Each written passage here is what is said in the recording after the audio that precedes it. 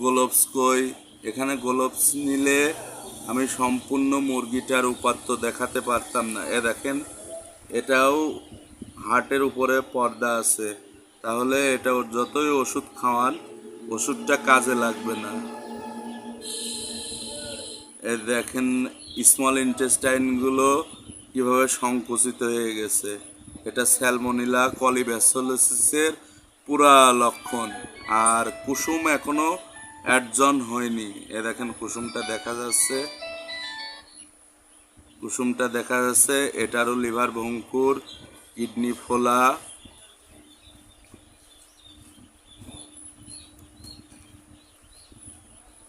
প্রোভেন্টিকুলাসটা যদি আমরা একটু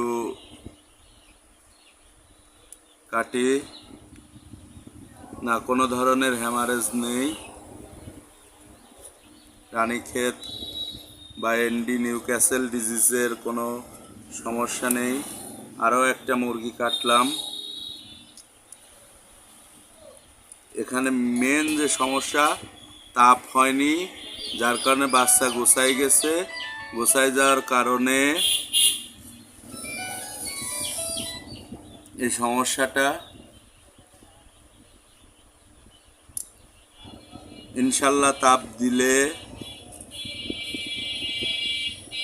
দেখেন কুসুম কত বড়, কুসুমটা কত বড়। এই কুসুমটা বডির সাথে অ্যাডজন হলে তখন বাচ্চা শক্তিশালী হবে, কিন্তু অ্যাডজন হয়নি। তার মানে আমরা এই সিদ্ধান্তে আসতে পারি বাচ্চার তাপ হয়নি, কিছুটা ঠান্ডা আছে, মাইক্রোপ্লাজমোসিস।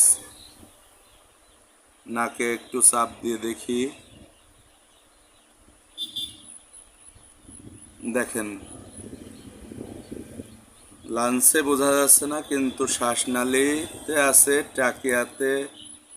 ট্রাকিয়াতে প্রচুর পরিমাণে মিউকাস জমে আছে। যাই হোক, আজকে এই পর্যন্তই। প্রেসক্রিপশন করে দেব। মুরগি ভালো হলে তারপরে ভিডিও ছাড়বো, তার আগে ভিডিও ছাড়বো না। আপনারা যদি আমার ভিডিও থেকে উপকার পেয়ে থাকেন তাহলে অবশ্যই সাপোর্ট করবেন।